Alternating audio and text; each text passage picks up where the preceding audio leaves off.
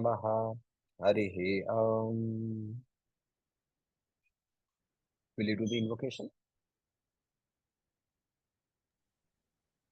Om Parthaye Pratibodhitam Bhagavata Narayanena Swayam Vyasena Grathitam Purana Munina Madhye Mahabharatam Advaitaamritavarshinim Bhagavatim Ashtadasha Dhyayinim Ambatvamanusandathami Bhagavad Gite Bhavadveshinim नमोस्तु ते व्यास विशाल बुद्धे पुल्लारविन्दायत पत्र नेत्र येन त्वया भारत तैलपूर्णः प्रज्वालितो ज्ञानमय प्रदीप प्रपन्न पारिजाताय स्तोत्रवेत्रैकपाणये ज्ञानमुद्राय कृष्णाय गीतामृतदुहे नमः वसुदेवसुतं देवं कंसचाणूरमर्दनं Devaki परमानन्दं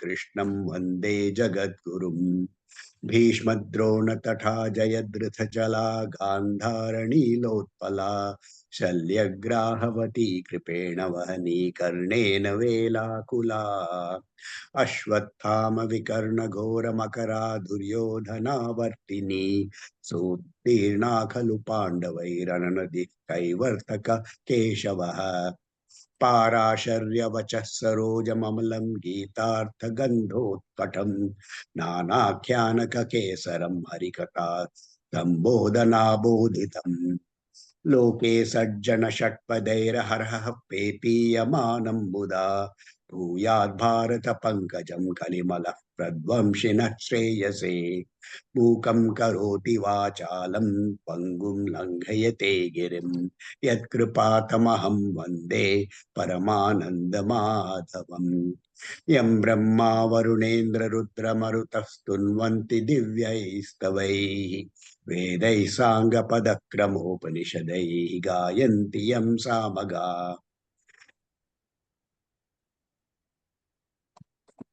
What's the next one? ध्यानावस्थितद्गतेन मनसा पश्यन्ति यं योगिनो यस्यान्तं न विदुः सुरासुरगणा देवाय तस्मै नमः Shri Paramatmane Namaha. So, we were at chapter 10, verse number 6. So let us quickly do a revision of the verse numbers 1 to 6.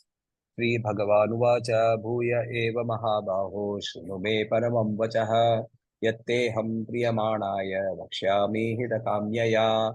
So in this he says that listen to my teachings and I desire your welfare. The Supreme Consciousness, desire the welfare because I, as Supreme Consciousness, desire the welfare of this entire universe. You have come into existence because of your vasanas. And now I want you to be free. So there is a beautiful Kali Shama Sangeet, as it is called. And the author is very devout Kali devotee called Ram Prasad. And in that song, the words translate to say that Kali stands on the terrace flying kites. And he is flying multitudes of kites. With her thousands of hands, she is flying kites.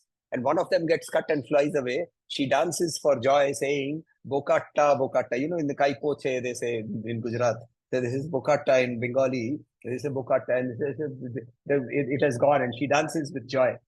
So that I desire that from you. That is why I am telling you now what we have to learn. Name vidusura gana prabhavam na maharshayaha aham adirhi devanam maharshinam cha sarvashaha. So again, I am the originator of the gods. I am the originator of the Rishis. We have seen the meaning of the Rishis and the gods. The word Deva, we have to be consistent in our understanding of the word. We cannot keep changing the meaning. The Deva word means that which shines, which means the world of objects, emotions, and thoughts. And the Maharshi, the Sapta Maharshi, we talked about that, the Tanmatras. and the ego and the intellect. These together, they create the entire universe. So I am the origin of all of this. Then he goes on to say, yo mamajamanadim cha veti lokamaheshwaram asammudha samatyeshu sarvapape pramuchate. So you are freed from all papa. Papa, again, we have to be consistent. It says papa is that which keeps me away from yoga, is papa. So you get freed from this. And why? Because you become undeluded, asammudha. And therefore you know that this entire world is controlled by me being the consciousness. Then he goes on to verse number 4, verse 4 and 5, he says, Buddhir jnanam asammoha kshama satyam damah shamaha sukham dukkham bhavo bhavo bhayam cha bhayam eva cha ahimsa samata tushtis tapodanam yasho yashaha bhavanti bhava bhutanam matta eva prithagvidaha. So all of these, intellect, knowledge, clarity, forgiveness, truthfulness, untruthfulness, dhamma, shama, dukha, all of these are all experiences. These experiences are in the world of PFT. The perceiver, the feeler, the thinker is actually experiencing all of these. And therefore, these all come because of consciousness. Then we went to verse number 6, which I think was the verse for Manan. Maharshaya sapta purve chatvaro manavastatha madbhava manasa jata yesham loka ima prajaha. So this was the verse for Manan. So what is the meaning?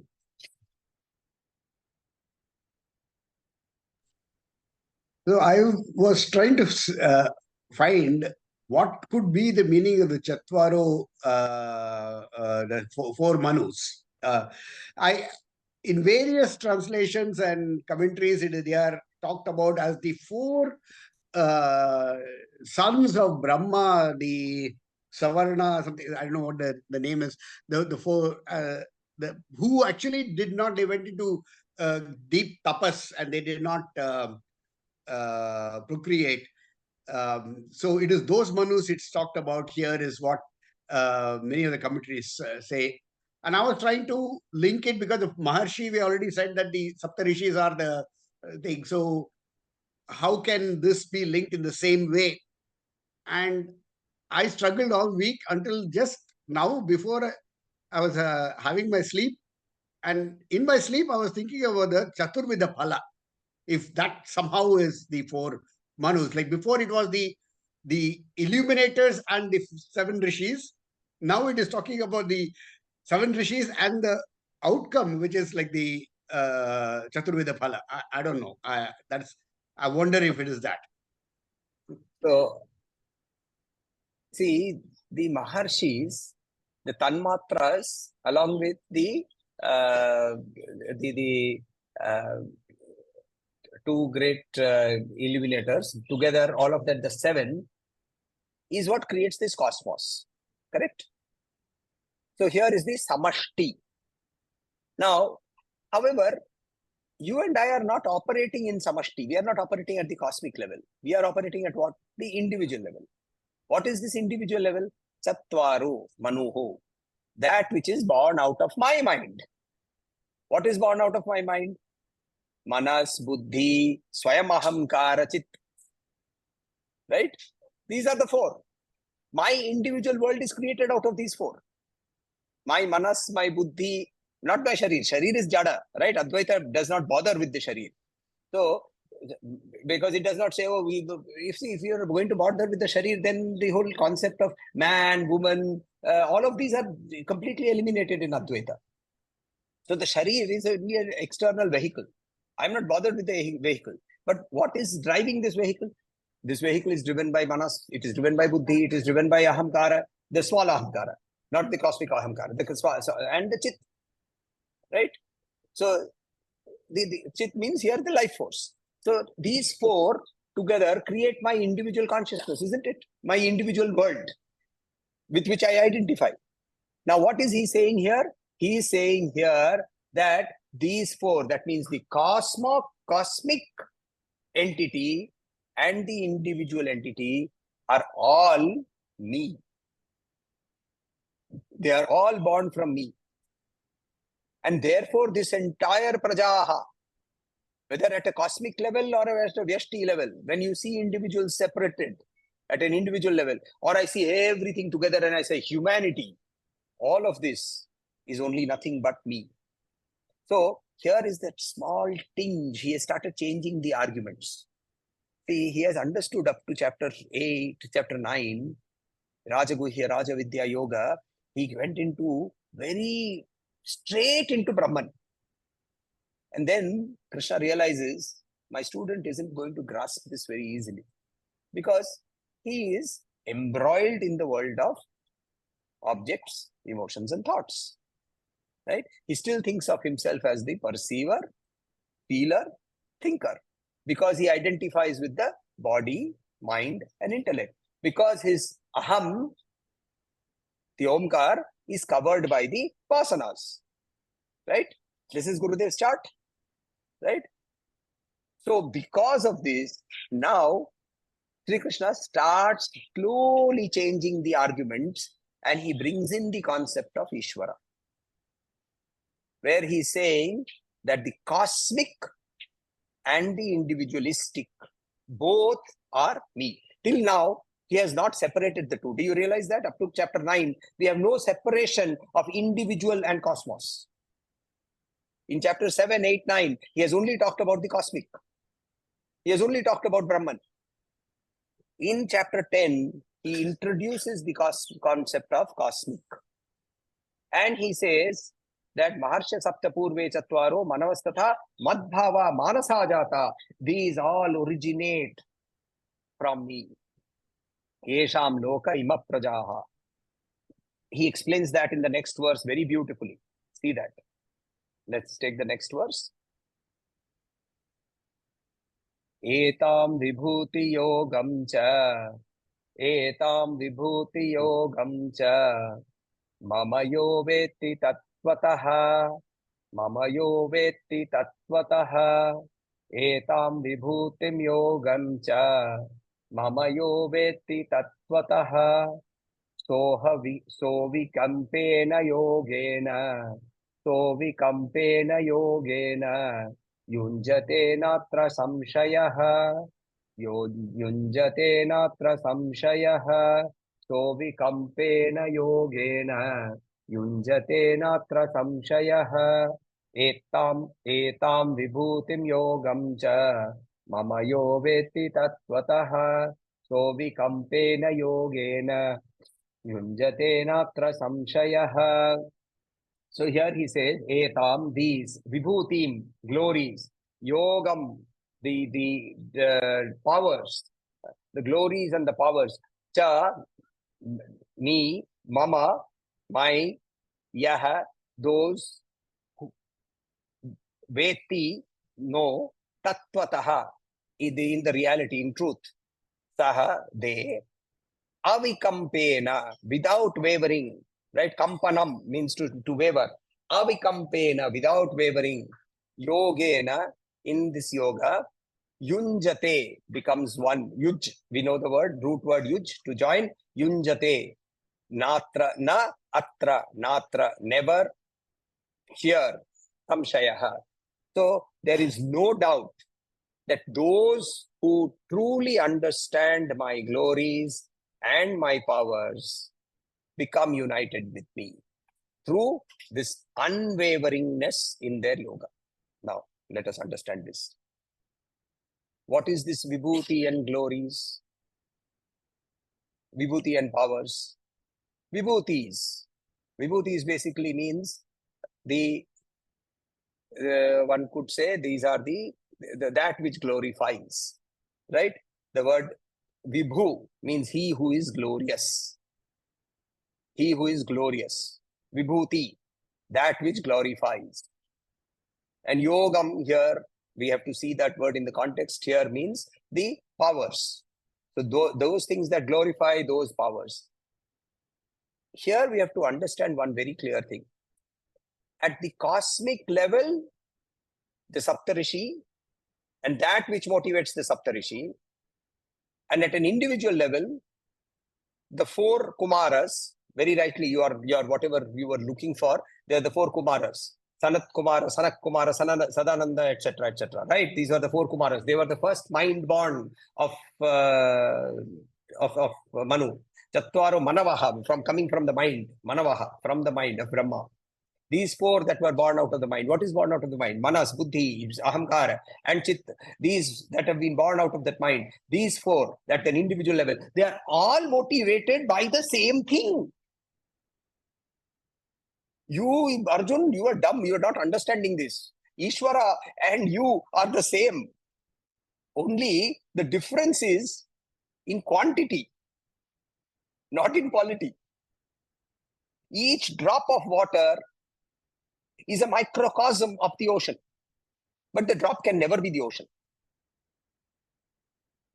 Because in quantity, it is completely different. That is what he is very clearly bringing out here. So Gurudev used to very clearly say, oh, now you look at this and you look at this entire world and you say, oh, the powers that are there that can create this beautiful thunder. And you imagine, you can if you've seen Gurudev's videos, you can imagine how he would be acting that out, right? And his voice would also start thundering. And in that thunder and that lightning, and then you say, oh, I have the same powers, let me create some thunder. And all you will do is let loose some wind from the back of your stomach. And you think you have let go of thunder. And we would all hold our stomachs and laugh because of all that acting that you... All you do is create a big noise. Nothing else. You have to understand that you cannot be Ishvara, but you are Brahman. You are free. You are that which is motivating Ishvara also, except that there is a difference in quantity, and that is all. And that is why he uses two different words, Vibhuti and Yoga. That therefore he says, and those who are unwaveringly understanding this, that in everything that is happening around me, I see that, I glorify in that, then I have, I'm in yoga. Such a powerful verse. The problem with what happens is, yes, Raghuji, I'll come back to you, is that the later schools, Vishishta and Dvaita, Vishishta, Dvaita and Dvaita, they take these verses and interpret them absolutely literally. And that literal interpretation causes a lot of problems. So, you see, I mean, I have deep respect for what ISKCON does. But ISKCON's continuous proselytizing towards monkhood, right? Give up this world, become an ISKCONite, join ISKCON, shave off your hair, keep a shikha, wear dhoti, and take drums and cymbals and go out onto the street and sing. Did Krishna say that to Arjuna? What does he say? He says, get up and fight. Isn't it? Yuddhasva kuru. Repeatedly, he said, get up and fight. Now, in that get up and fight, there is no place for renouncing and jumping around chanting his names. I fight, but within that fight, my mind is on you. That requires that practice, that equanimity, that balance. I was reading today one of these standard good morning messages that come. A beautiful, one of these guys sends long motivational messages. They're actually long texts. So he talked about the fact that there is a... So he talked about the fact that king wanted a reminder of peace. And he says, therefore, he asked painters to come with paintings. And he would put up the best painting that symbolized peace in his Raj Sabha. Ultimately, after a lot of shortlisting, 2 paintings were bought. And one showed a beautiful still lake uh, with mountains, beautiful sky, and so on and so forth. The moment you see it, you feel the peace of that place. And the second painting got a huge thunderstorm and everything. The trees were, you could see that they were, swinging or swaying with the wind. The water was literally roiling up. There were waves. And then he said, how can this be peace? And then the king looked further. He said, in that entire thing, in the foreground, there was a bush. In that bush, there was a nest. In that nest, there was a small bird sitting on her eggs, and she was sitting calmly. And the king said, that is peace. Peace is not to live away from the world. Peace is to be in this middle of this world with all those turbulences and yet be able to sit on the nest without any worries. Right? Sometimes these good morning messages make sense. so this that is what he's talking about, isn't it here? Etam vibhuti yoga. He says, sa avikampena yogena yunjate natra sanshaya, natra samshaya. There is no doubt about it. That if I have continuous awareness, that I am that awareness that is driving this entire universe, including me, then there is no question of living in any sort of trouble, which he makes clear in the next verse. In the next verse, he says, next and the next verse after that, in 8 and 9. Aham sarvasya prabhavo, aham sarvasya prabhavo, matta sarvam pravartate, mattam sarvam pravartate, aham sarvasya prabhavo, matta e sarvam pravartate, iti matva bhajante mam, iti matva bhajante mam, बुधा भाव समन्विताः, बुधा भाव समन्विताः, इति मत्वा भजन्ते मां, बुधा भाव समन्विताः, अहं सर्वस्य प्रभवो, मत्तः सर्वं प्रवर्तते, इति मत्वा भजन्ते मां, बुधा भाव समन्विताः. Aham, I, sarvasya, of all this creation, prabhava. Prabhava means 2 meanings. I am the Lord of, I am the source of creation. Both meanings can be applied here. Matta, from me, sarvam, all of this, pravartate, it proceeds.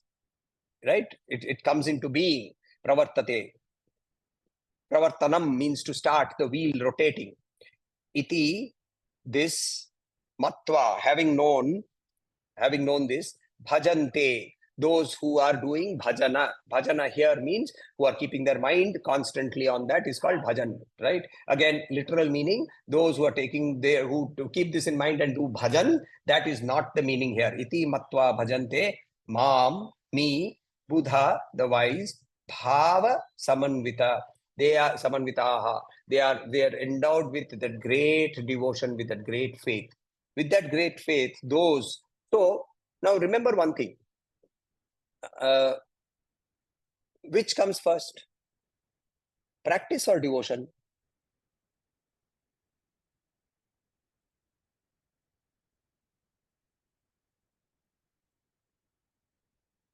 Devotion. Devotion comes first. Okay, Pramilaji, you seem to have a different view. Of course, devotion has to be there, but continuous practice will lead to purer devotion. Okay, a very, very diplomatic answer. No, because it's only when you sort of continuously sort of. If you have Krishna, devotion, then only you can practice. No, I am not saying this. Krishna says this. Abhyasena tu kaunteya. What came first? Vairagya came later. In the same sentence, he says abhyasa and then he says vairagya. First, sit down and practice. Why should I practice? Now If I question don't have comes, why? devotion. No, it's not about devotion. It's about the curiosity that you have.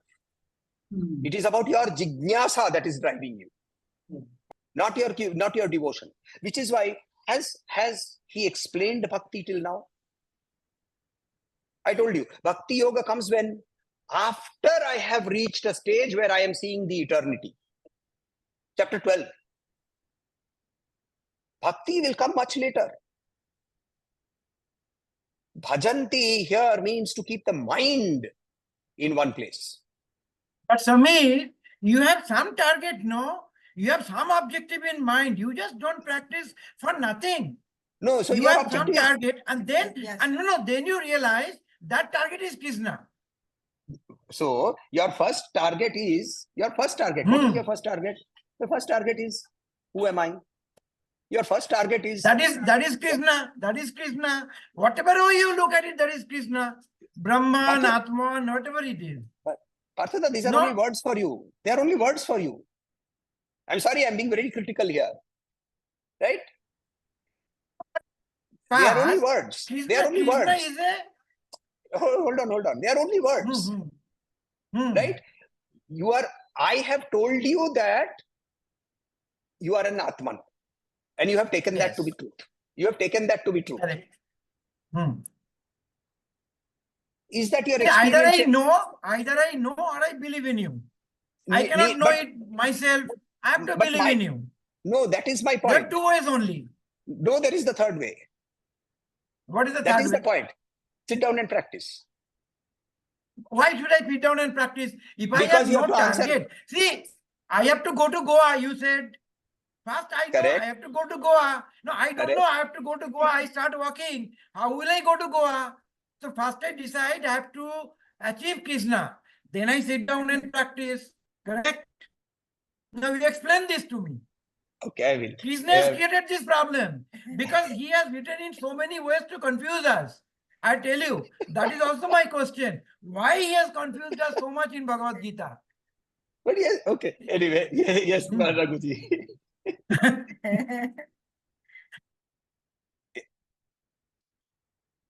Okay, this is why I want to make a comment over there in the previous verse. See, what you said, that the ocean and the drop are essentially the same. That they are quantity is different, the quality is the same. But then the moment I know that I am Parabrahman, and of course, Ishwaran also is Parabrahman, the entire cosmos is Parabrahman. The moment I think, therefore, I should have the powers, I am thinking that because I am not really believing that I am Parabrahman. The moment I know innately that I am Parabrahman, I will have no reason, I will have no interest in the powers. I mean, those powers are there to be wielded as the job requires. That's all. My joy in possessing the powers is not there anymore. I mean, it has no meaning. So, as long as I do my duty or whatever the abhyasa, I do my effort, as I start to realize that I am none but the Parabrahman. When I say realize, it's not just I have seen it written and therefore I have read it. No, I know I am the Parabrahman. Then actually this is a form of devotion where you are that, So when you are that, there is absolutely no ill feeling at all anymore because you are not seeing duality anymore. So when you cannot see duality, it is absolute Shraddha at that point. Okay. So firstly, so let me first start off with Raghuji, last in, first out method. Not an acceptable method of stock valuation. I understand that, Parthoda, but we will still start with last in, first out. So firstly, even in Tantra Sadhana, which does not negate the world, right? Tantra sadhana essentially differs from Advaita to the extent that it does not negate the world, and it does not negate bhukti. Bhukti meaning enjoyment. It does not negate it. It says use that enjoyment to go forward. So even in Tantra sadhana or in Advaita, as we progress and get more and more in tune with what is around us, certain things start manifesting, right? The easiest or the most primary of these is something called Vak Siddhi. Vak Siddhi is casually that person just mentions, you know what, I feel like eating pizza today. And somehow the world circumstances around them happen and pizza arrives, right? This is where you start getting trapped into this. If you are not, your focus is not to become beyond this. Now, I'll give an example. There was this very brilliant salesperson when I was working with Kotak. They were a brilliant salesperson. And he came to me one day and he said, Dada, I want to become the branch manager. What can I do? What should I do? So I said, but if you become the branch manager, your income will drop. Do you realize that? So, because you are earning much more than the branch manager because of your incentives. So he said, nahi, magar mujhe branch manager banna hi hai. So I said, क्यों branch manager बनना है? तब फिर मेरे हाथ में छड़ी रहेगी, मैं छड़ी घुमाऊंगा. You see, I want to be the branch manager not because I will serve a larger purpose, but because I will want to have powers which I will use to punish or reward other people. Now, the moment you have done that, you have moved away from the concept of duty. You have moved away from chapter 2, verse 47. No longer is the duty, the work itself, its own reward. Right? That's the first part. Now we come to the second part. I mean, I don't know why, Parthoda, you are saying, of all people, you are saying that Krishna is confusing you, because, I mean, one, you have been part of this entire dialogue from the beginning, and we have to understand that this is a dialogue. So if you take Bhagavad Gita from the middle, yes, you will get confused, right? But if you're taking this entire dialogue, Krishna is consistent. At no point does he waver from his viewpoint. And if he's going to introduce a new topic, he does it very beautifully. First talks about it, brings it in, then he comes with that new topic, and that is how he's doing it. Why should I start off on this journey? 99.9999% of this world are charvakis. They are not in this journey. Right? Rinam kritva gritam pivet yavat jivet sukham jivet. He is very happy. He is living his own in his world. He is not bothered. That 0.001% of which you and I also form a part, we suddenly woke up one day and said, what happened? Where did I land up here from? I need to know. And that curiosity, it's not just idle curiosity. It's a curiosity that is burning me up. It is the curiosity that I have to know. Now, you found someone who says, yes, possibly, he says this is the path to Goa. Right? You take him at his word and you start that journey. But then, it doesn't mean that you have to follow that same journey. You can go to Goa by going exactly in the opposite direction. The world is round. You will reach Goa ultimately. You may take a longer path. That's all. So, this person claims that he has gone to Goa and come back. You don't know it. You are only accepting his words at face value. Instead of that, Gurudeva used to say this, don't accept what I am saying. Sit down and interpret this with your own knowledge. I'll give you a personal example. We used to be studying the Taittiriya Upanishad. We were in Uttarkashi, we were studying the Taittiriya Upanishad. Gurudev landed up over there to be kept in seclusion after his heart attack and after his bypass surgery.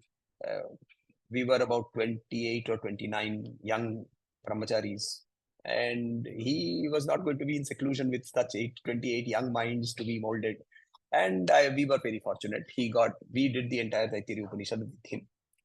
The mornings used to be with Taittiriya Upanishad. The evenings we used to do some chanting or take some other text. And we were studying the Vishnu Sahasranam. And Shankaracharya's Bhashya, there are certain names which have been repeated. Certain names in Vishnu Sahasranam which have been repeated. What Shankaracharya does is that he takes those words in various contexts and he gives different meanings for them. Gives different meanings. Some of those words can have multiple meanings, more than... so for the word Deva occurs 3 times, for example, but the word Deva has 11 meanings. So now, why just these 3? Could it not have been the 4th? Was the argument. There were 3 of us sitting down and having this intense discussion in the... I don't know if you've been to Uttarkashi, Parthuda. No, okay. So when you go to Tapovan Kutir, there is this narrow staircase, and you sit on that staircase. We were sitting on that staircase. Gurudev's Kutir was to the south of Tapovan Kutir. And we were sitting there and having this intense argument about the meaning of the words. And suddenly it struck me that why are we arguing? Let us go to Gurudev and ask him. So the other friends of mine, kya raat ko 9 baje Gurudev ke paas jayega? So kya hai? His light is on, he is working. Let us go and knock. At best he will scold us. So we went, we knocked on the door. He said, come in. We went inside. Then he asked us to sit down. So we sat down on the floor. Then he smiled and he said, it's clear that you have some query or some doubt. So please tell me. So we shot out the query. This is the word. He has this meaning. I have this meaning. He has that meaning. So what is the real meaning of this particular word? And Gurudev looked at us and gave us the 4th meaning. So now we are stumped. We don't know which is the real meaning. And then he said, and don't accept this 4th meaning as the real one. Go and apply your mind. Go and apply your mind. Do vichara. Examine. Probe. Sit. Meditate. That is how you will come to the answer. Not to accept something at face value and say, oh, this is my guru and therefore I worship him. No. Guru is to be worshipped by following his words in terms of the practice that he sets you. That's the only Shraddha that is required. Then the practice will keep on doing slowly. It keeps opening. Sri Krishna himself says, Shanai, isn't it? He says slowly. The path keeps opening. And as the path keeps opening and you see more and more and you can see further and further in the distance. And then at some point of time, you will see the sea. You still don't know if it is Goa. But you can see the sea. See, Samir, here I will interject. I think we need some clarity on this.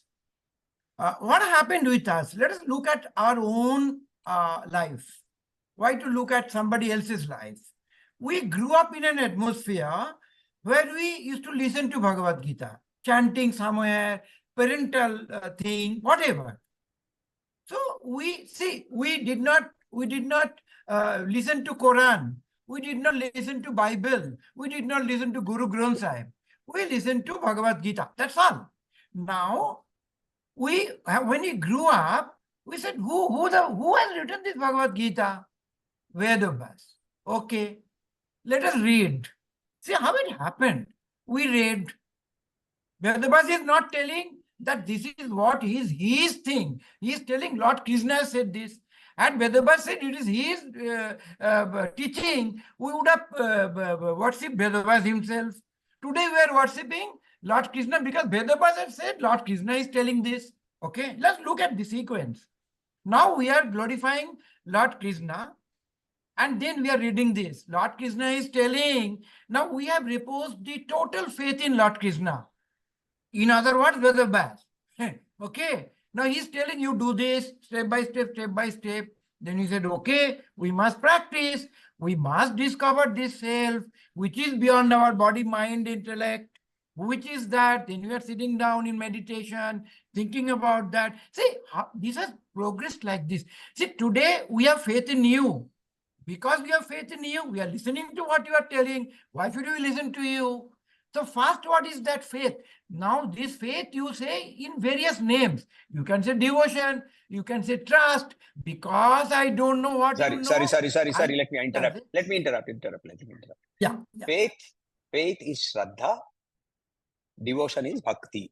We are talking of Okay, Bhakti. so it takes faith. We are talking of faith. Shraddha, there is no, Yes. no. There is no doubt about Shraddha. Shraddhavan labhate jnanam. Yeah. Shraddhavan labhate jnanam. Very clearly he says, Krishna himself says, you need Shraddha. There is no doubt about that. That is not Then being no debated. dispute between you and us. No dispute. Because see, the devotion we took as Shraddha. Unstinted, faith in his words in him. Which That is is what what I is said. the- There is no doubt about that. Guru Bhakti is not what is wanted. Shraddha is required. Shraddhavan labhate jnanam is what he says. And therefore, following the Guru, what does he say? He says, pranipatena pariprashnena sevaya. What is seva? Seva is to be obeying the instructions of the Guru in terms of your personal practice. Not going and sitting and pressing his legs or putting garlands on him. Correct. But the discomfort with Krishna is, I wanted to tell you today, you explained these four manus, ancient manus. Why Krishna did not say clearly tell us what you are telling? Why he allows you to tell something? Another guru will tell something else. Another guru will say Dvaita. Somebody will say Vishishtad Dvaita. Why he has kept such things open? Because Krishna very clearly realizes at a cosmic intelligence level that there will be people who will be different. So for the words have to be framed in a manner which will be acceptable to different mentalities. See, he is going to give you, giving you a large pill, right? He has given us the elephant. Problem is we are all blind. Correct? Okay. So you are catching the trunk and saying, oh, it is like an alligator. I have caught the tail and I am saying it is a rope. Raghuji has caught the legs and saying it is a pillar. We are all blind. And unfortunately, we cannot even swallow that entire elephant if it is shown in front of us, which is what he will try to do in chapter 11. In chapter 11, he will try to show us the entire, yes, Raghuji, and he will show us the entire elephant. And what does Arjuna do over there? We will see that, right? He will say, I'm so scared. Come back to your normal form. I'm getting scared. Not acceptable to us because we are not tuned to it. To be tuned into that reality at a continuous, permanent level is our body system is not yet ready for it, which is why sadhana is required, continuous sadhana is required. Yes, Raghuji. But what is the difference between Shraddha and Bhakti, you are saying? I thought both are same. No. Okay, one session for that. So Shraddha is to accept, as I said, accept as pramana something that is coming from an apta. That is coming from Shastra or from apta. It is not your pratyaksha. The three pramanas we have seen, right? I'm not getting into there. If you technically, we have some types of pramana called anumana pramana, pratimana pramana, all those pramanas. I'm not getting into that. Basically, you will divide them into three categories. It is my personal experience. No, it is not my personal experience. It has come to me from my guru, somebody who I love, somebody who I respect, somebody who I have accepted as my guru. It has come to me from apta pramana, or it has come to me from shastra pramana. It is not yet my personal experience. And yet, I accept that as true, is called Shraddha. Bhakti, we will see in chapter 12. So, simply speaking, you are telling first Shraddha, then practice, then Bhakti. Correct. Yeah. Our original question was like that. Yeah. Shraddha, Correct. practice, Bhakti. Okay. Absolutely right. Yes, Raghuji. Thank you. Okay, I'm forgetting exactly what it was I wanted to say at that point.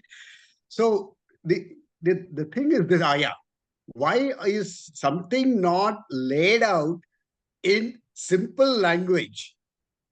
The fact is, unfortunately, language is a limiting medium.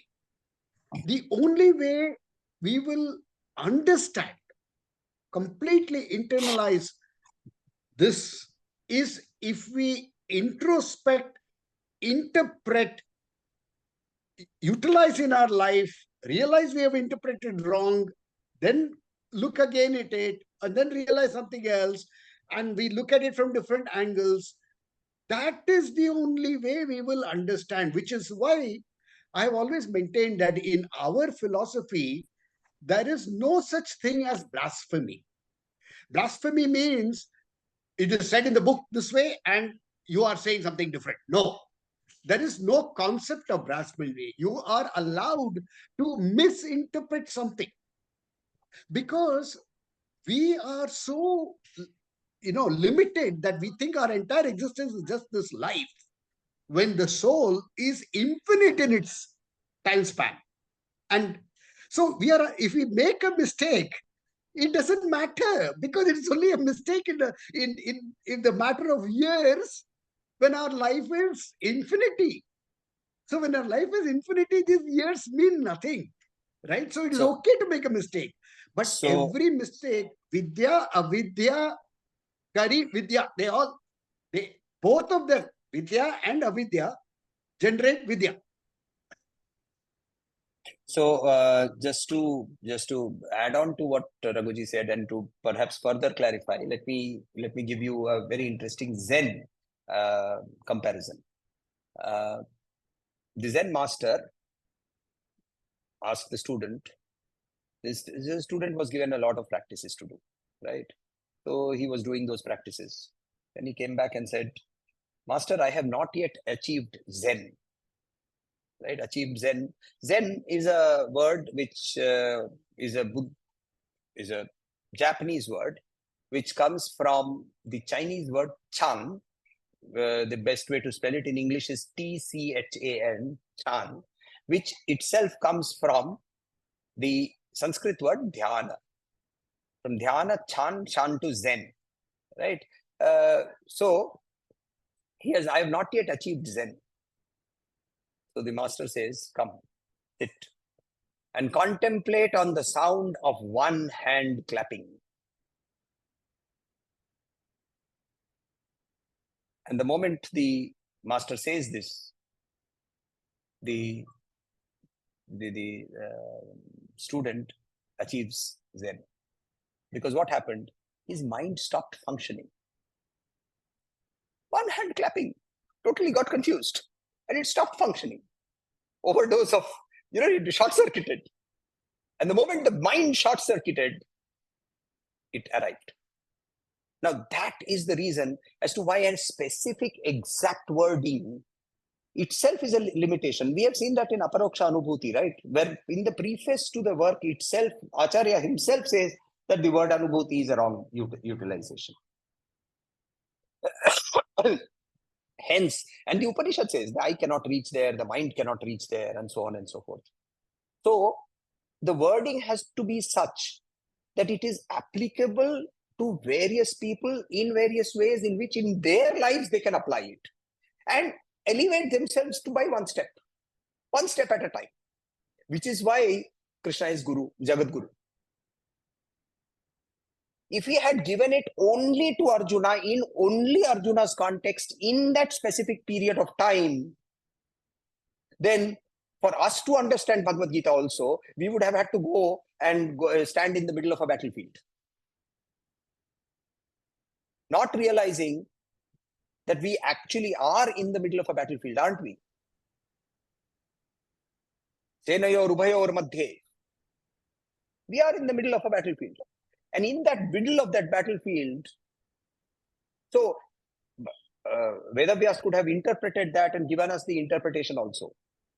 So here I will end today with Gurudev's words. So we said he was doing one Gita Jnani Yagya. I don't remember which place. I've followed him around for so many places that I forget which place he said what.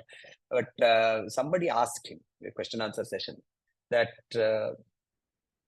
in the Mahabharata, after the 18 chapters were over and then the war started and the battle started, Arjuna still was despondent. He had mamatva. He still was feeling he will not exert himself against Dronacharya. He will not exert himself against Bhishma, which is why ultimately even Krishna had to get down, get irritated, took up the Sudarshan Chakra and started going towards Bhishma. After listening to the Bhagavad Gita directly from the manifested cosmic intelligence, Arjuna could not understand why is it so, Gurudev. Gurudev smiled and said, because Arjuna did not have Chinmaya in the middle.